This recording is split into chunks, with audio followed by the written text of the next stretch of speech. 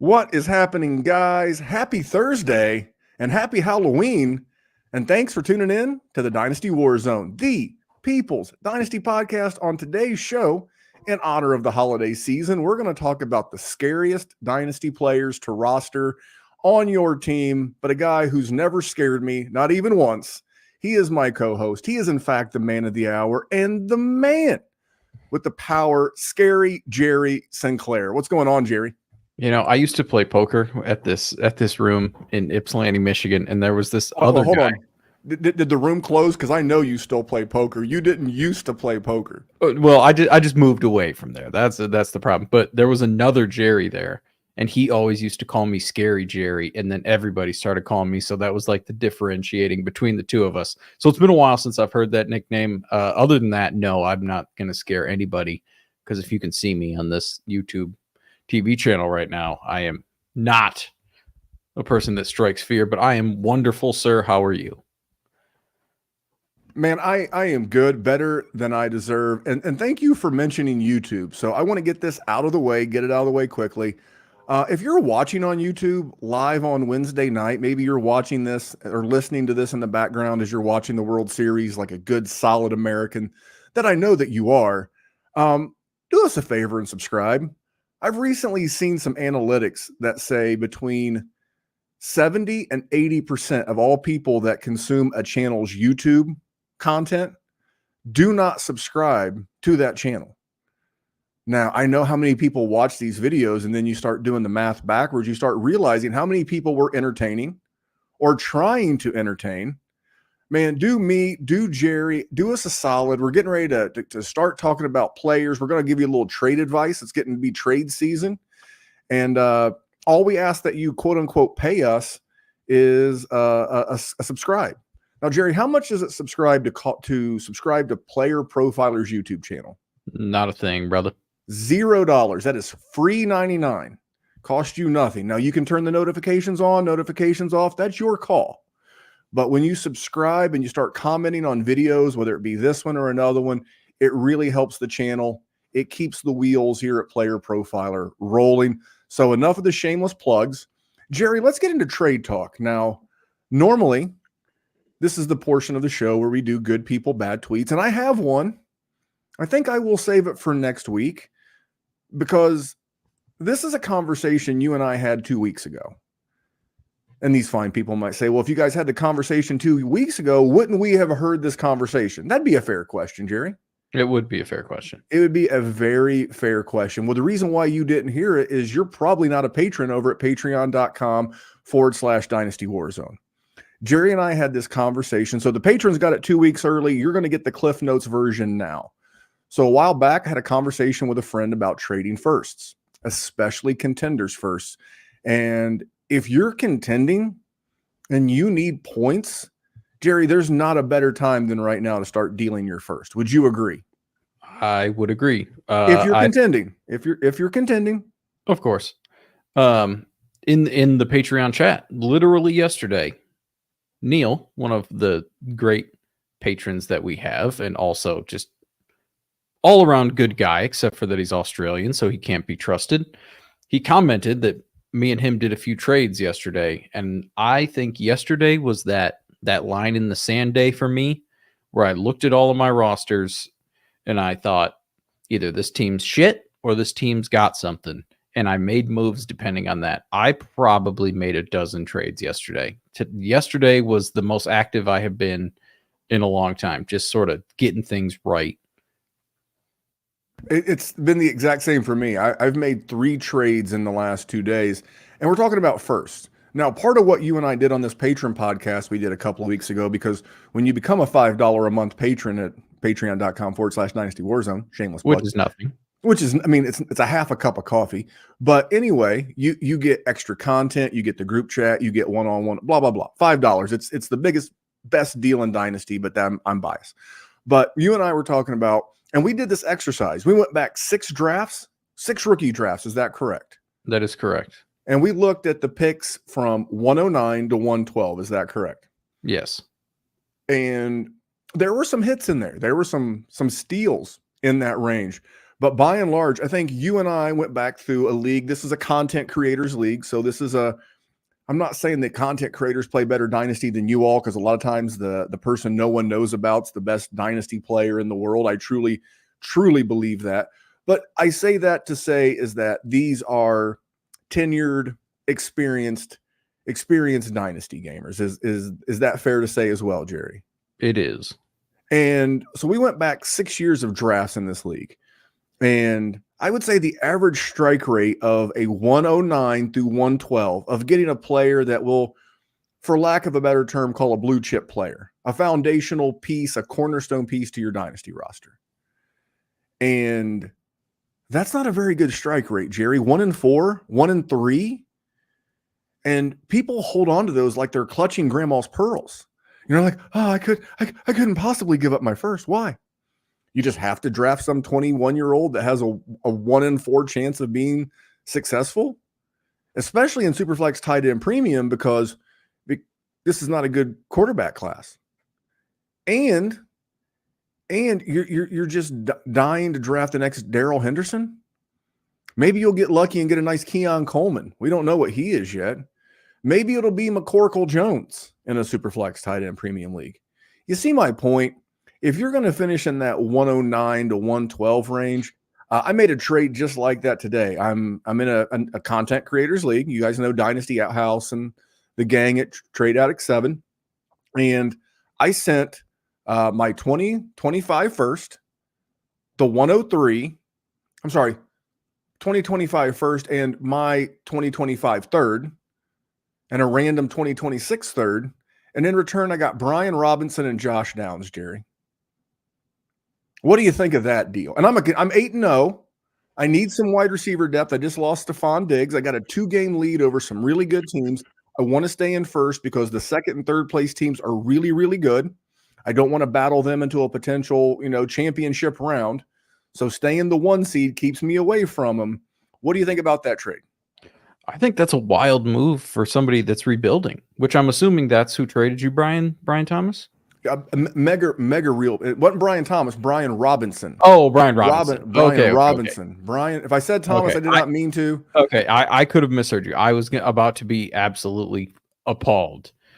I mean, no, it's fine. I think it is, when you say it, like it seems like it's a bit of an overplay for sure. But also, then you look at what Brian Robinson does. Like let's take a little peesky poo at what Brian Robinson has done over the last, just this season. He's been continuously consistent his whole life. But I mean, double-digit points every single game in a PPR every single game league. but one. I think there might have been one, and he got hurt. Yep. I think it was the game he got hurt, because I know he's missed a game. And then Josh Downs, I made the trade the day the Joe Flacco thing goes down. But I'm not going to spoil this because I went really in depth on this topic. We just want to go ahead and tell you that if you're contending, and I will throw this little nugget at you because I love you, because you are the loyal listeners of the Dynasty WarZone. If you're going to trade your contenders first, at least I feel like I got a second-year player, 2 second-year players. So I'm giving up that future first for 2 guys that are already in the league scoring points that are going to be safe. And I could have kept that 110. Hopefully it's going to be the 112. It's going to be the 112. I feel like it will be. But I would much rather have Josh Downs than whatever random wide receiver or running back I would get with the 112. I think it was an absolute steal. And that's the thing I will end my part of this on, is that if you're going to move that contenders first, don't move it for Devontae Adams or older players, Cooper Kupp, even Amari Cooper, who's balling right now. They're just going to turn to dust on your roster in January. In 2 months, you're not getting jack and or shit for these guys. I think there's one exception to that rule. Hear me out.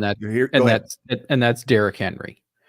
Just because he's producing at such a level that it makes it worth it to sort of throw away. In PPR, you could have Derrick Henry. You said you would pay a first for 22 points a game, or I could trade probably a second and get Alvin Kamara's 20.5 points a game. I'll sacrifice that 1.5 points a game, which is fair. And he plays in an offense that's bad. He's going to get a ton. We're splitting hairs, The point is that now's a great time to make those trades. Jerry, is that a fair statement to make? Is that now's a great time?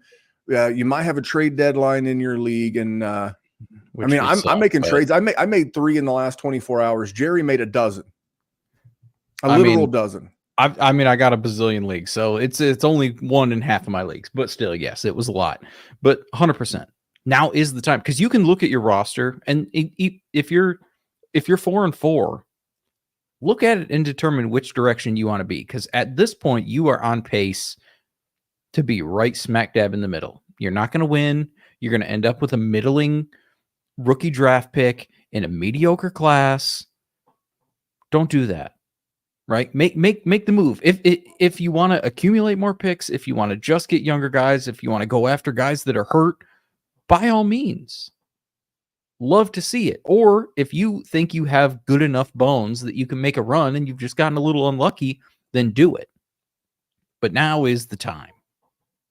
Well, I think that's a good way to take this out. But if you're not an experienced trader like Jerry or I, maybe you need something that could help you in your league. And let's talk about the Dynasty Dominator. Now, I know many of you are looking for a secret weapon for your Dynasty League, and I have it. It's called the Dynasty Dominator app. You go to the App Store, go to Google Play. It's right there. It's $5 to download, and then every year it's $5 to load the next incoming class of rookies. You can add Superflex, add tight end premium. It's incredible because it allows you to look up players. It allows you to vote on whether a player is a buy, hold, or sell, and then see the market sentiment on that player. And you can compare their lifetime value rating from PlayerProfiler to their Dynasty ADP at the FFPC, all in the price lookup tool. And beyond that, we have a trade analyzer, so you'll never lose another Dynasty trade again. And in our settings, you can set this is a win now team, this is a rebuilding team, and then we let you compare players. Look at their metrics side by side, prospect metrics, NFL metrics. It's all there. It's $5 in the App Store. There's some add-ons for Superflex and to buy the upcoming rookie class. Every year, you're going to spend $5 on this thing, and it's going to be well worth it. It is going to be well worth it. And Jerry, you know what I forgot? What'd you forgot? I forgot these people also tune every week to get a little Dana White. Motherfucker on the planet. Holy shit. There you go. Just a little Dana White here for you on this Halloween. Now, Jerry, let's talk scary Dynasty players. When I told you the topic tonight was we're going to discuss scary Dynasty players, what was the first thing that popped in your mind when you, because I just give you the topic, I tell you what I need from you, and then you do your process. I think the biggest thing that popped into my head was, who are the guys that just make you feel queasy when you think about them, when you don't know what the outcome is going to be? Going forward, there are people that we build our teams around because we know that they are stable and they're wonderful and they're like your mother's warm embrace when you're a sick child. And then there's the players we're going to talk about. And that's where your mean old, aunt that's got the mustache and she's trying to give you a wet kiss. And that's the one that we are creeping towards today. That's a weird analogy. That was I went down a rabbit hole. I kept going. I'm sorry. You went in a direction that you went down a weird road. But when I say this, and if you're watching on YouTube, definitely recommend you watch on YouTube. Check out the thumbnail from our girl, Brittany. Brittany does all of the thumbnails for the Dynasty WarZone. She is an ace. I say, here's what I'm thinking. She takes my vision, which is probably mostly blurry, and she makes it a piece of art. But the player that I asked her to put on Dynasty Scary Players, for me, the number one, my quarterback in this whole ordeal, Anthony Richardson. Now, Jerry, we're talking about a guy that was going as high as QB5 in startups, Superflex startups, obviously. I mean, you could fade having an Anthony Richardson on a 1 QB league, because maybe if it's in a 1 QB league, maybe you have a Dak. Maybe you may even have Sam Darnold. You may have Jared Goff. You may have Brock Purdy. But in a Superflex, if you took Anthony Richardson that high in a Superflex, Jerry, you're screwed. Is that fair to say? Yes, you are. And I had him higher than you. Or you're going back. So you got, this is why you got to watch on YouTube. Subscribe while you're there. This is why you got to watch on YouTube. Jerry is literally going back through his notes and rankings. So he can say, he can crow, he can say it with his bird chest out where he had Anthony Richardson. Where'd you have Anthony Richardson? I had him at QB 15. So I have only made the player profiler TikTok twice. Once was because I didn't put Anthony Richardson in my top 12. And I went into my reasons and I retweeted every single week because everybody just kept saying that you're doing this for clicks. That's hot takes for clicks. Shut up, you dopes. Oh, yes. Listen, I don't want to wish ill will towards the man. I wish him success in life as a human. But as far as this is concerned, the vitriol I got for saying that, suck it, nerds. You won that one. Do you remember where I had Anthony Richardson? I probably had him a little bit higher, somewhere around like 10. I don't remember. I don't remember. I don't have him pulled up. 8. 8. Okay. That's not horrible. Not horrible. We were chasing the upside. This is why doing rankings are hard. Now when you repost the Anthony Richardson thing, do you do like the thing where like you're cupping your ear? Oh, well, this one had middle finger emojis, but yeah, you nailed that one. I'm telling you, he's done. He's dust. If you can get out from under this very quickly, the next, and I'm a Colts fan, so I say this from a biased opinion, but I'm trying to be unbiased. I am telling you that you have 6 to 18 months to move this guy. I don't even think you have that long. I think you have before the start of, I think you have not even until the draft. Because here's the thing. There's going to be free agent quarterbacks out there. Sam Darnold's going to be a free agent. Dak re-signed. There's a couple of those veteran guys. And I saw someone say, it almost made good people bad tweets. That Steichen's doing this so he doesn't get fired. First of all, Shane Steichen's not getting fired. If Shane Steichen got fired, he'd have a new job in 45 minutes. The body wouldn't even be cold, and he would already be in a new seat. He's a talented coach.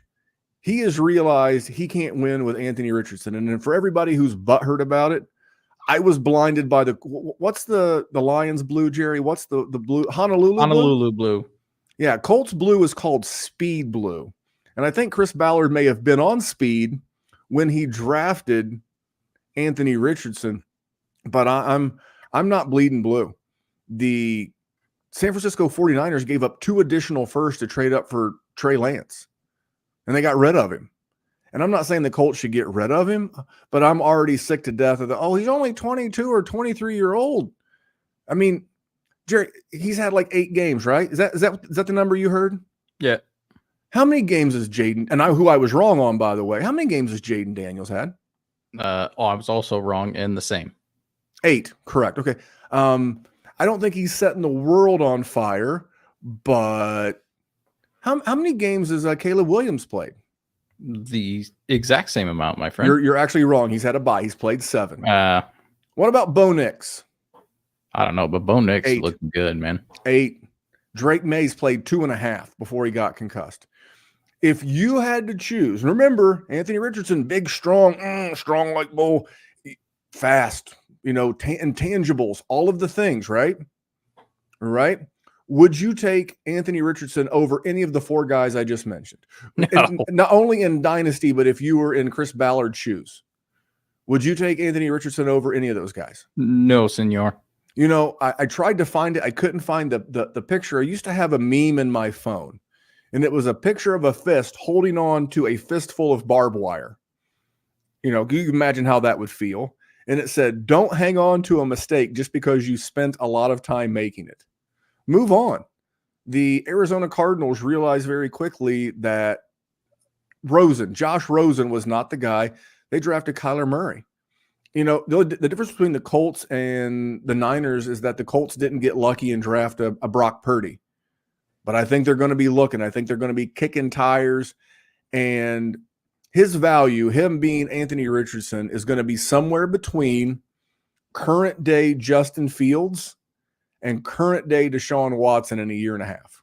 And if Deshaun Watson, because he's a sex pest, if you want to go somewhere between current day Justin Fields and current day Trey Lance, I will accept that. I'm getting out from under. He scares the shit out of me. I don't think you could get Sam Darnold for him straight up, but I'm out of the Anthony Richardson business, and I'm a Colts fan. I'm bummed on two levels because I wanted him to be good for Dynasty, and I wanted him to be good for my team. 100%. Yeah, I mean, what else is there to say about him? We're talking, it would be one thing if he was good and then just had the I'm not going to play because I'm tired thing. And listen, I don't want to beat this guy up too much for that, because if there's a human being that understands being tired and not wanting to keep playing, 100%, you are looking at him right now. But I am also not a quarterback responsible for an NFL franchise. That is one of the wildest things I've ever heard from an NFL quarterback. Never in a bazillion years do you hear that from them. Did you hear Luke Kuechly, former linebacker for the Carolina Panthers? Absolute demon, but no, I did not hear. He was like, I used to play with a guy who made those big runs all the time. He wore number one on it. He wore number one on his jersey, and you know what? He never needed a break. And he's right. I'm not a Cam Newton guy. Never have been, but he's right. It's created so many things for this team. I don't know what the future holds for him. I think the Colts may move on. I don't know. Especially, he's definitely in trouble if Steichen's already bailed on him, and if Ballard gets let go. What's that Which new they GM? have. Clearly they have given up on him. And the Colts have a good team outside of quarterback. It's one of the PFF's high, for what shit ranks they are. It's a PFF top ranked offensive line. You got Jonathan Taylor, mentioned Josh Downs. You got Michael Pittman Jr. For whatever you think of Anthony or Alex Pierce from a dynasty standpoint, he's a good, deep threat down the boundary. I mean, the defense has been playing a little bit better. There's just so much good going on for the Colts. They just haven't gotten the quarterback right since Andrew Luck has retired, and I don't think they're done. But enough about the Colts and my misery and what I'm going through. I know your scariest quarterback isn't Jared Goff, you lucky Lions fan. Not only do you have a better quarterback than my favorite team, but you got a coach that I just absolutely adore. But who is the quarterback who's scaring the shit out of you right now? I almost pivoted last second and went with CJ Stroud, but I'm not going to do that just because he's lost a bunch of players. So I'm going to, but pretty disappointing for all you people that thought he was QB1. Now, Randy and I never thought that. That was nonsensical. But we're looking at like QB 15 or something right now. So it's been 14. And the scariest part about 14 is that's 14 without a bye. Yeah. So not ideal. And now it's going to get not even what worse you signed up for. No, it is not what you signed up for. But no, I'm going to go with Brock Purdy, because who also missing some players. So, take it with a grain of salt. But we're seeing what it looks like when you can't just dump it off to Christian McCaffrey and let Christian McCaffrey do Christian McCaffrey things. I mean, we have seen really 2 games where he's had more than 1 touchdown in a game. And we're looking at like 4 interceptions, which is fine. But it's just we're not seeing the prolific offense that he was. Now, granted, when you have injuries, that's going to happen. But also, what was the argument against Brock Purdy? That he is a product of this situation with Brandon Ayuk and Deebo Samuel and Christian McCaffrey and George Kittle. Now, as a man who has lots of George Kittle and who has been absolutely phenomenal, I appreciate the direction that the offense has been going in with Christian McCaffrey not there. But CMC coming back, maybe it can bail him out a little bit, but we're talking about a dude that finished as like QB6 last year. And I don't know that trend is going to continue. He just scares me a little bit, boys and girls, because at some point, what's going to happen when these wide receivers are gone? Well, I want to hit you with a couple of questions, and I did not. You know what? I did know Brock Purdy was your pick. I just chose to do to you what you did to me, and I just ignored the message and moved on. So Brock Purdy last year, you're correct, finished as QB6. Where does he rank currently? 2024 season, He is QB what? Now he's on bye this week, so it's going to go down, but he is QB what? Well, he's had a couple big games, so he's still probably like QB8, I would guess. It's exactly where he's at. And what's his points per game differential between 2023 and 2024? I don't know that. 0.4 points. Last year, he averaged 18.5 points a game. And this year, he averaged 18.1 points a game. I don't bring this up to dunk on Jerry, although dunking on Jerry is always fun. And even without Brandon Ayuk and Deebo Samuel, pulled a labia, and I said that on purpose. He pulled a labia and missed a bunch of time. Brock Purdy actually had his best fantasy game of the season this past week. He did. It's the roller coaster that it's been. I don't know if you have the game, because he's probably got a couple 30s in there, and then he's probably got a bunch of like 9s. I'll read it out to you. 10, 14, 26, 15, 13, 24, 17, 26. That's a pretty consistent QB. What was that second to last that you said? 17 because he got the rushing touchdowns. Right. Correct. And then to your point, he is going to get some help. I wouldn't be surprised if they're not in the in the wide receiver market. Like a cheap veteran, which is like very in vogue right now. We saw DeAndre Hopkins go to Kansas City. I'm not bringing this up to dunk on you, although it's fun. I bring this up to help the listener because maybe there's a dynasty GM in your league that is equally as concerned about Brock Purdy as Jerry is, and a lot of their perception, although warranted on the surface, like you look at it, from 10,000 feet, and you're like, man, it's going to struggle. No Brandon Ayuk, and McCaffrey's not back, and the offensive line's not looked very good. And then you realize you're getting the same guy. You're just getting him at a discount. And he's going to be there for at least one more year. They're going to figure out a contract for him. I think Brock Purdy, although he does make me nervous, he's also a kind of guy that if, again, you can go get him. You could probably get him at a value. Jerry, is that fair? Yeah, it's probably fair. I have no desire to have Brock Purdy as my quarterbacks, though. QB2, you're upset with Brock Purdy as your QB2? He's fine. I mean, he's fine. I really just don't trust Brock Purdy. Does he owe you money?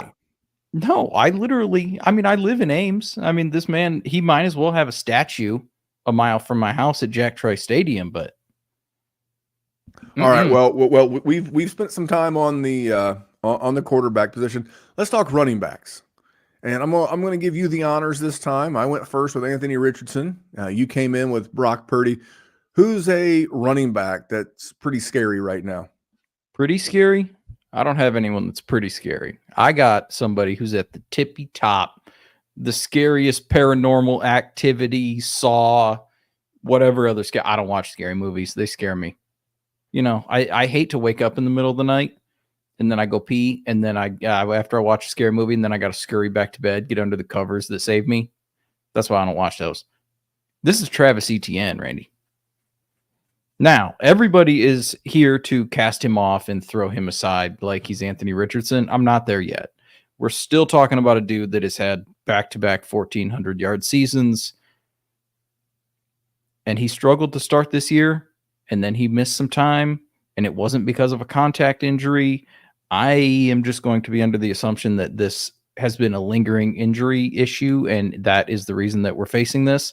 But also, Tank Bigsby dropping his nuts on everybody right now.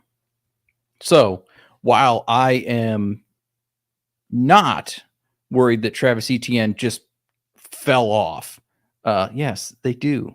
Yeah, I mean, that's all right. Touche. No. So for those listening on the podcast, this is the last time we're letting you in on the joke that's come up on YouTube. Jamie, one of our most loyal commenters and watchers of this show, he chimed in. He was like, "So scary movies scare you? Do comedies make you laugh?" So what he's saying, what Jamie's saying is that Jerry's the guy who says water is wet. I'm just saying, I don't like being scared. Who likes being scared? It's a wild concept to me. I don't know. But anyway, moral of this story, Travis Etienne, I'm not convinced he's falling off the face of the earth, but in no way, shape, or form can you not be threatened by Tank Bigsby. Travis Etienne's value has plummeted for me further than anyone else on the planet in Dynasty this year. Everybody else has Anthony Richardson, but as an Anthony Richardson hater, he didn't fall that far for me. Travis Etienne, I think I had him at RB2. I don't remember exactly where I had him, but I know I had him higher than most people. And shit, not looking good for Jared. Yeah, the player. But before I get into your boy Travis Etienne, I want to go back to Tank Bigsby. I will just challenge you to go look at this offense before Tank Bigsby became a thing. And this is why I love working with Jerry and doing this podcast, because I am sitting here as he's talking about this. I pull it up because I knew I had heard this somewhere. So Tank Bigsby really became a thing in the home game to Indianapolis. It looks like week 5. Okay. So before week 5, here is Trevor Lawrence's passing completion percentage. Are you ready? Yep. 54.5, 55.3, 46.7, 57.1, one game over 200 yards passing. Are you ready for, since Tank Bigsby, as you so quaintly put it, dropped his nuts on the league? You ready? Yep. Since Tank Bigsby took over in the Indianapolis home game, 82.4, 65.7, 75, 65.6. And he has thrown he has thrown 7 touchdowns in that time versus 4 in the first 4 games. The impact that Tank Bigsby, as the people like to call the between the tackles grinders, I think he's the kind of guy the rest of the season. And I earlier in the show professed my love for Brian Robinson. Man, I think if you told me Tank Bigsby had a Brian Robinson role the rest of the year, and he's going to get you 13 or 14 points, who's not signing up for that? But you know who those points come at their expense? Travis Etienne. I don't have any stats or any wisdom or anything to dissuade you from staying on Travis Etienne. Like I was able to use your scary QB to help I can't do anything with Etienne. I'm scared too. Here's the thing. You can't trade him though. There is no trading Travis Etienne right now because everybody else is seeing what Tank Bigsby is doing. So if you have Travis Etienne, I mean, you're riding it out. And you're hoping that you have Jahmyr Gibbs and Tank Bigsby as David Montgomery in a worse offense. I think we talked about that before. I don't know if it was this podcast or a patron podcast, but we talked about, the NFL is a copycat league. And you see the Detroit Lions offense rolling. I mean, absolutely. Oh God, he's putting the hat on. He's showing you the Detroit. He's representing the murder mitten. It's coming, guys. It's like when Sean McVay brought, I don't say he brought 11 personnel, but he was really using 11 personnel, 3 wide receivers in a fancy way. And all of a sudden you see a lot of 11 personnel. And then all of a sudden you started seeing more 2 tight ends. And I think now the new in vogue offense is going to be that Detroit offense. And it keeps your running backs fresh. Now, is everybody going to have the Detroit offensive line? No. Is everybody going to have Ben Johnson as a play caller? Also no.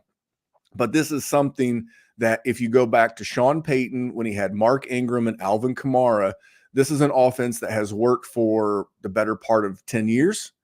And I think you're just going to see more of it. So that might be the silver lining of Travis Etienne. Mike Kinney, one of our most loyal fans and friends of the show. Mike's a patron. Mike's the best. Mike, I don't have Hood, Crip Mac, but I'll put it at the back end of the show. So Mike, when you listen to the podcast version, I'll put some Crip Mac in the back of the show for you. But does Jacksonville trade Etienne? I think it's possible. They traded Cam Robinson, their left tackle, to Minnesota yesterday. I mean, that's best case scenario. Could now. Dallas if you're sitting on Travis Etienne right now, you are praying to whichever gods you want to pray to that man gets out of there, because you are 100% secured in a running back by committee with Tank currently. Well, we'll be discussing the trade deadline next week, because next week's show, it's going to be it's going to be an interesting one. We'll be recording the day after the United States presidential election, which is right up against the NFL trade deadline. So Jerry and I might have a lot of things to say about a lot of things to say. Real quick, and then we'll get into wide receivers and tight ends. What is the best landing spot for, not for points or blah blah blah, but what is the best perceived landing spot for fantasy value as it relates to Travis Etienne? Probably the Cowboys. I mean, I don't know how good of a situation that actually is, but right now that running back room is booty cheeks. So anything is better than that. And I will say this about the running game. If you look at all the teams in first place in their division right now, all of them have an average to above average running back. So I think running backs are going to continue to stay in vogue. I was racking my brain as I was asking you is about what did I think my best spot would be. I think I agree. I was going to say San Francisco, but I do believe they're going to get, I could see the Cardinals maybe making ETN their Gibbs to James Conner. I don't like Trey Benson. I don't like players that run up the back of their offensive lineman. It usually does not fare well. But Jerry, they're running a player rankings promo over at Player Profiler, and I think these people deserve to hear it.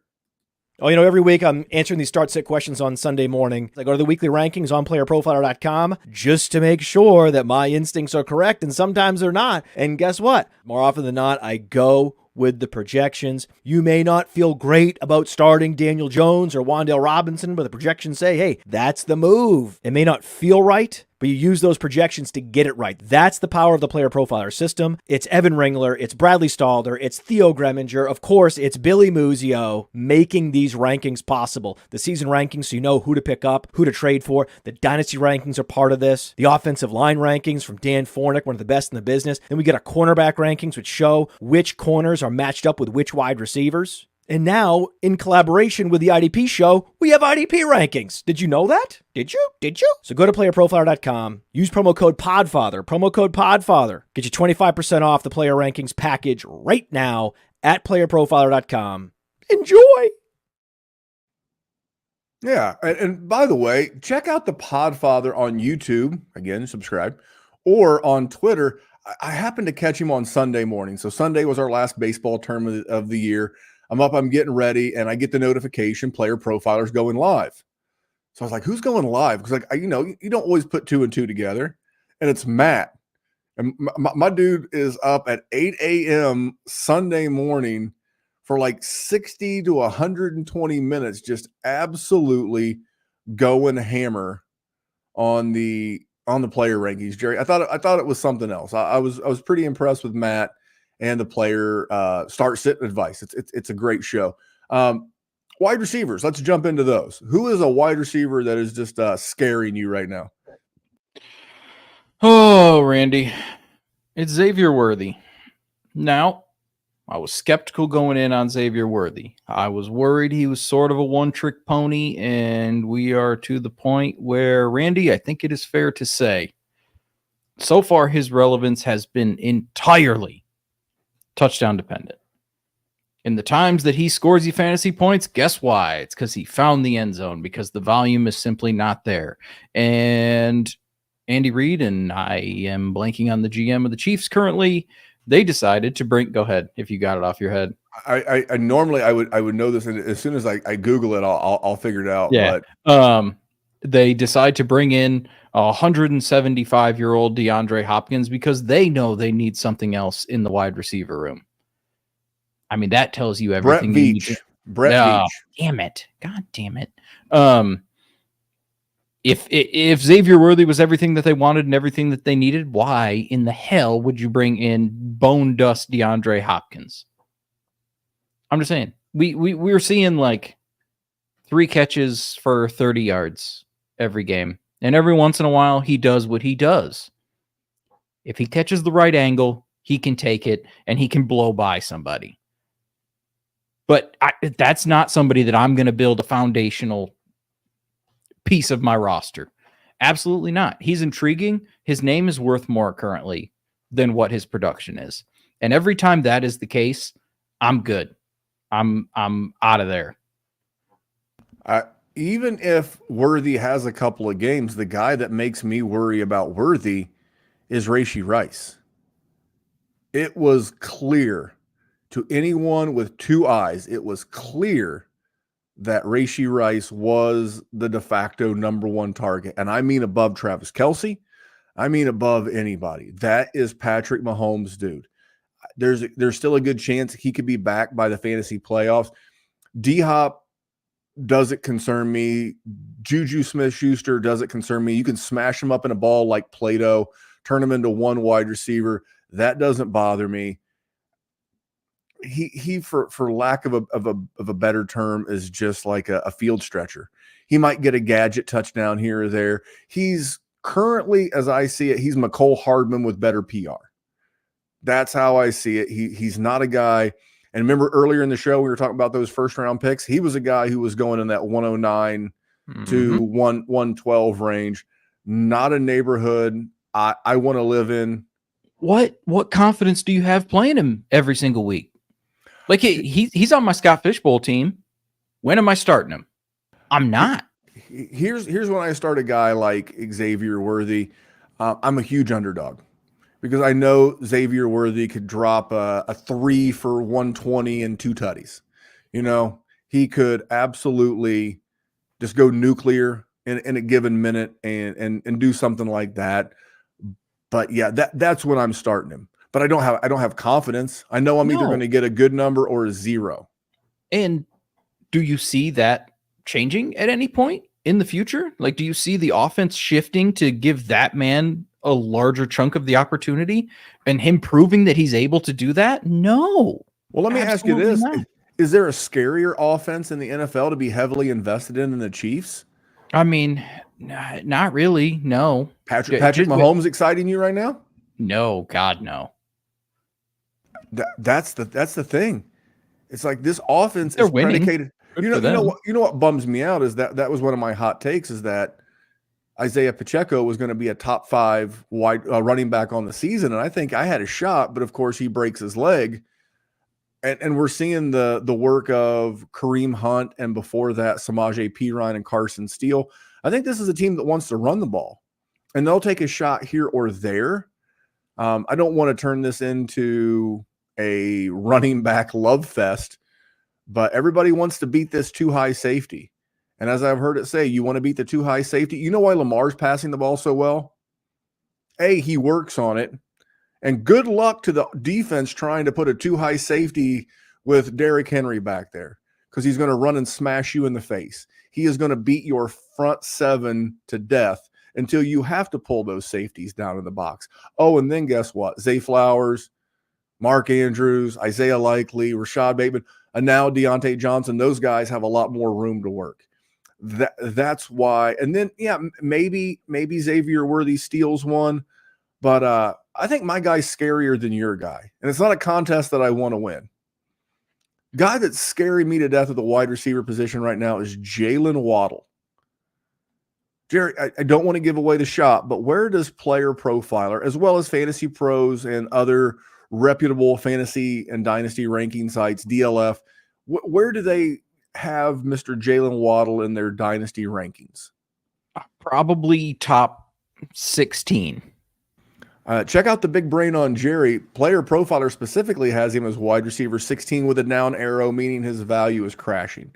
And where do you think Jalen Waddle ranks on the season amongst all wide receivers? He's wide receiver blank. Randy, I am a Jalen Waddle guy. So I know it's lower than 50. I don't know where, but it's lower than 50 probably. It is 63. Yeah. Currently behind such fan. Now he has had his bye, so we got that going for us. There we go. We got behind such guys as Tutu Atwell, Yikes. Demario Douglas, Xavier Legette. Oh, stop. Rashee Rice, who hasn't played. All right. Who hasn't played.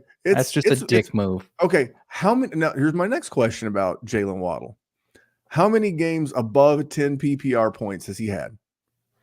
Is it 0? Are you It's setting one. me up for 0? It's one. It's one. It was the first game of the season. Since then, 8.5, 6.6, 7.6, 8.6, a bye, 2.0. Oh, then Tua came back. So okay, it's got to come back, right? Wrong. 8.5. All right, give him time. He's got time to recover with Tua. Damn it. I'm not saying that you can't get a good deal on Jalen Waddle. I don't know that you're going to get him for wide receiver 63 prices, but now is a good time to look around, Jerry. I think that's fair. Here's the thing: if you want out of the Jalen Waddle business, you're going to lose money. I think at some point the ship rights itself a little bit. We're not going to see the 1,300 yard guy or whatever he had last year, but God, it's been bad. Like there's no way around it. You're looking at ugly, just diarrhea, and you're just walking around in it.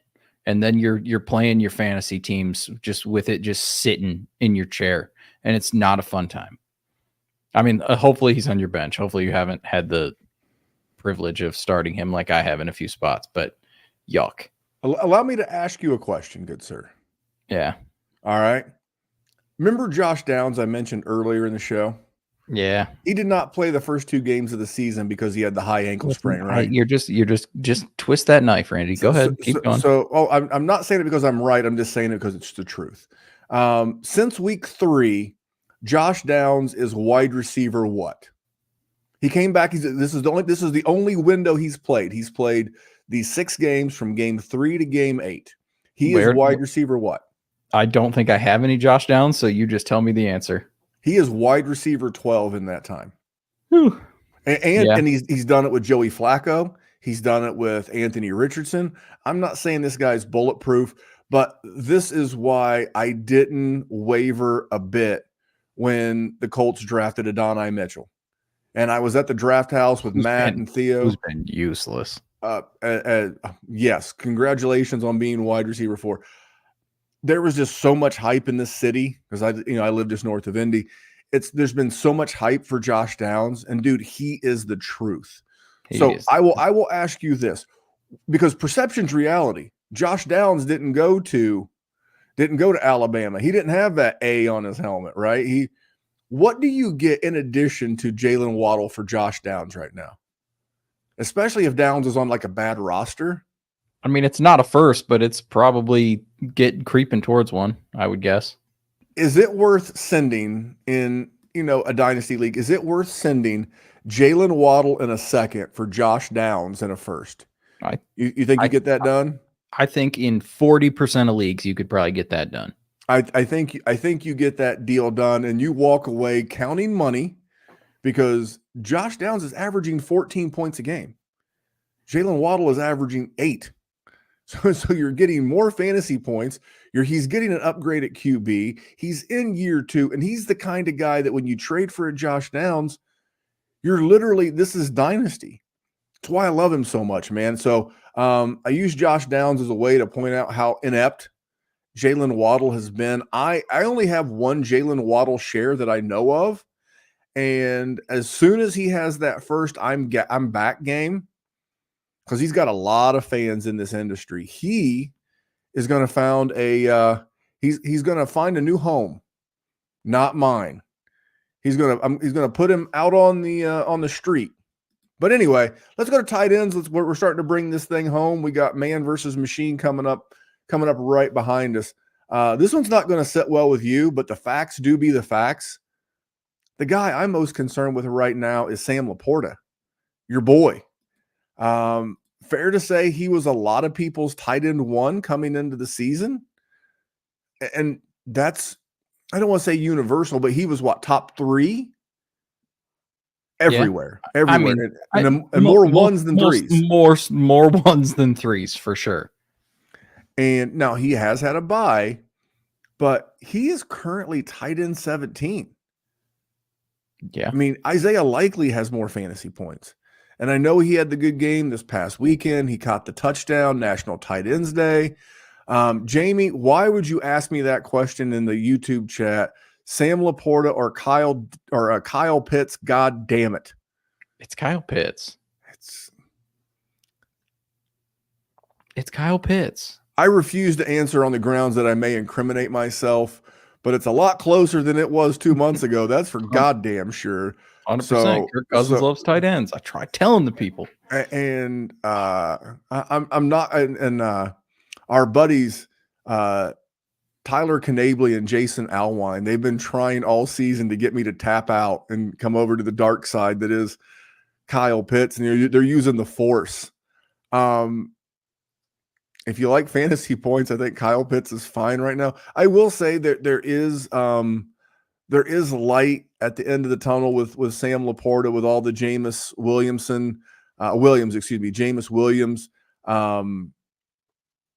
getting, I don't want to say arrested, but having a brush with the law, 2 games. It's always suspension. something. I mean, if you're Dan Campbell, how long? I mean, you're a Lions fan and I'm a Campbell fan. How long before you say this guy is just not worth it? Nope. He's 100% not getting a 5th-year option, and he's not getting an extension. Second suspension. We get to keep him, and he's cheap. He's going to run out those 4 years. That's our window to win anyway, so he's going to be there. But at some point, dude, if you want to get a contract from somebody afterwards, what are you doing? It's just always something every single year. PEDs, gambling, then this thing, which I don't know exactly what happened. I watched the video for a second, then I realized I didn't care. Plus, he had the catastrophic injury right at the end of his college career. Like, it's just always something. And Khalif Raymond, I see you, Uncle Ted. Is Josh Reynolds? What's Josh Reynolds doing? No, thank you. Not after that. Not after that damn NFC Championship game. All right. Well, that was my guy. Who is your scary tight end in Dynasty right now? Evan Ingram. And it's not that he's overly scary. It's not that he's overly scary, but like we've seen one game. It was awesome. And it was an awesome game. Don't get me wrong. But like I've seen that from Isaiah Likely and a whole bunch of other, mediocre ass talents. Evan Ingram is supposed to be a cornerstone piece. And now, hopefully, with Brian Thomas hurt, we can see it. But, dude, back-to-back games with 30 yards. And you got Brian Thomas banged up in the last game. And then you got Christian Kirk. When are people going to stop talking about Christian Kirk? Never. He's Will Fuller. He's just never been good, never been worth a damn. And we just keep talking about him. But anyway, I'm not like super scared about Evan Ingram. He's my least scary of all scary people, just because if you have a pulse and you're a tight end, you're worth talking about. But damn it, Randy, I needed that man to be the difference. And he is not. You're holding the injury against him. So 100%. You're damn right I am. Because I needed those points. In the 3 games since he's been back, he had 18.2. 8.5, 13.6. Yeah, in tight end premiums, yes, depending. No, that's not tight end premium. That's standard PPR. That is no premium. He had 10 for 102 and a fumble lost. Yeah. He had 5 for 35. That's 8.5. And then against the Packers, he had 4 for 36 and a touchdown. I missed you. I thought you said 18 in that. No. That one game. He did have an 18, but that was all on catches and yardage. But here's the thing: he's 30. If you want to sell Evan Ingram, the games to sell Evan Ingram are right around the corner. They've got games against the Eagles, the Vikings. Let me ask you a question, and this just popped in my head. You ask, could the Jags trade ETN? Could the Jags trade Evan Ingram? I don't think they would. I think Travis Etienne is more tradable. I don't think they would, but I think they could. He's 30. He just turned 30, which is not old by tight end standards, but I respect it, Jerry, as a name to throw out. So that is our scary Dynasty players. We're going to do a little nonsense here at the end. We're going to talk about Halloween. Because the real question on the people's mind, Jerry, what is the go-to Halloween candy? What are you giving out? What are you and the lovely Mrs. Jerry giving out?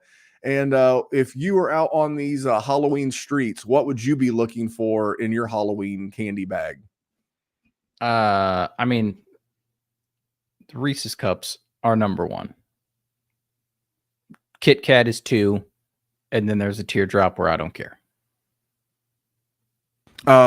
Okay, and is that what you guys are giving out? Is that what the Sinclairs are going to be? Well, giving out? we live in an apartment, so we usually do not have trick or treaters. So if a kid comes to my house, he's going to get a Ziploc bag full of Fruity cigarettes. Pebbles. That's what he's going to get. A Ziploc bag of Fruity Pebbles. What the hell is wrong with you? Well, I don't just have candy laying around. So I mean, Well, have you heard of the store? Listen. The best part about Walmart's, Iowa is Hy-Vee.